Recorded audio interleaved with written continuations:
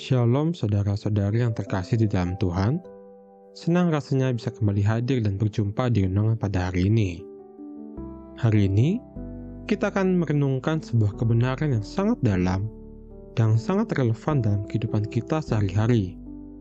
Renungan ini dari kitab Mazmur pasal 34, ayat 12 sampai ayat 15. Dengan judul renungan hari ini adalah Biar Damai Dimulai Dari Saya.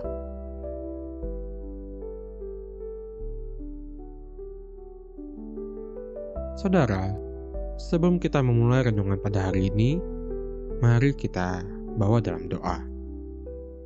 Tuhan Yesus yang penuh kasih, kami datang di hadapan-Mu dengan hati yang rindu akan damai sejati. Di tengah dunia yang gaduh dan penuh pertentangan, kami memohon terang firman-Mu menerangi jalan kami. Bimbinglah kami, agar saat merenungkan firman-Mu, kami dapat belajar menjadi pembawa damai, bukan hanya pemimpi damai. Jamalah setiap kami, agar kami mengalami hadirat-Mu yang menenangkan. Di dalam nama Tuhan Yesus Kristus, kami berdoa dan mengucap syukur. Amin.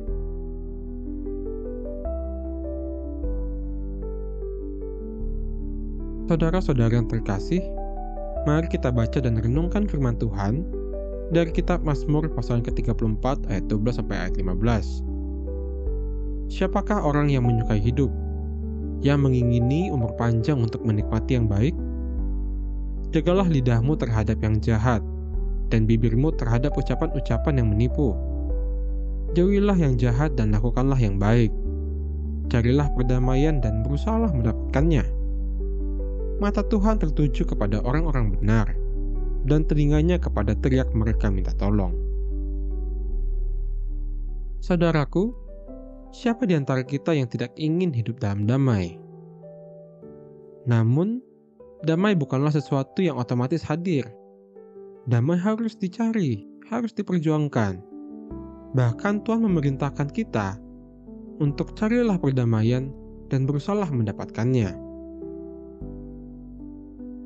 Saudara, mungkin Anda pernah mendengar penggalan lirik lagu berikut.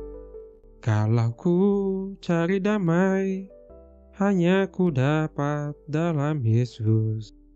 Kalau ku cari ketenangan, hanya ku temui di dalam Yesus. Sebuah lagu lama yang berjudul Hanya Yesus Jawaban Hidupku. Di dalam lagu ini, ada keluh kesah sederhana namun mendalam. Lagu ini menggambarkan kerinduan manusia akan ketenangan dan keharmonisan.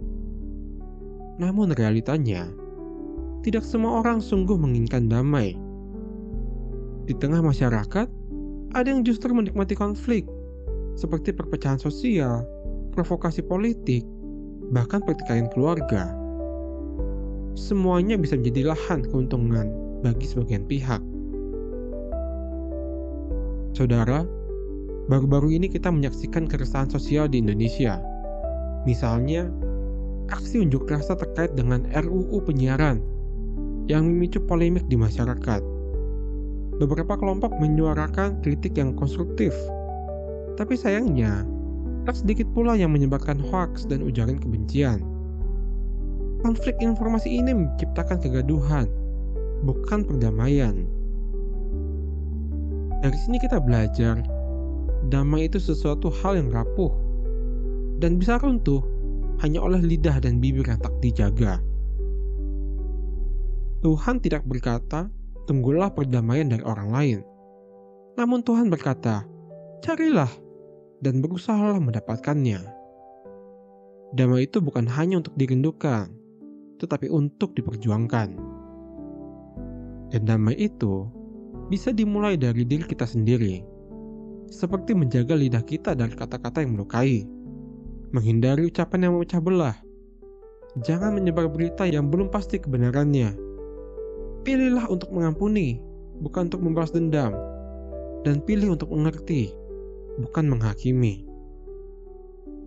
Saudaraku, damai hanya hadir saat kita hidup di dalam relasi yang sehat, baik dengan sesama, dengan lingkungan kita, alam, dengan Tuhan, lewat ketaatan dan firman-Nya, bahkan dengan diri kita sendiri, lewat penerimaan dan pengampunan atas masa lalu. Namun seringkali, kita justru menuntut orang lain memenuhi syarat itu dan lupa menerapkannya kepada diri kita sendiri. Mazmur ini memberi penghiburan yang besar. Mata Tuhan tertuju kepada orang-orang benar, dan telinganya kepada teriak mereka minta tolong. Artinya, Tuhan memperhatikan dan merespon orang yang mau hidup dalam kebenaran dan damai. Jika kita memulainya, maka Tuhan akan menyertainya. Saudaraku, dunia mungkin sedang gaduh. Media sosial penuh dengan kebisingan dan amarah.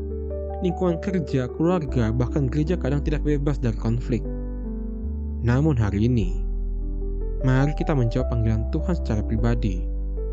Carilah perdamaian dan berusahalah mendapatkannya. Damai bukan soal kondisi eksternal, tapi komitmen internal. Mari kita mulai dari apa yang bisa kita ubah, yaitu diri kita sendiri. Saudara yang terkasih, mari kita tutup dan teguhkan renungan hari ini dengan berdoa. Bapa kami yang Maha Pengasih, terima kasih atas firman-Mu hari ini yang mengingatkan kami akan pentingnya menjadi pembawa damai. Kami mengakui ya Tuhan, seringkali lidah kami menyurut api dan tindakan kami menjauhkan diri kami dari damai. Tapi hari ini kami mau berubah. Dan mulailah damai-Mu di dunia ini lewat hidup kami. Jadikan kami pembawa damai di keluarga, di tempat kerja, di gereja, dan dimanapun kami berada. Ajar kami menjaga lidah, menjauhi dari yang jahat, dan mengejar yang baik. Di dalam nama Tuhan Yesus Kristus, kami mau serahkan hidup kami ke dalam tangan-Mu. Haleluya. Amin.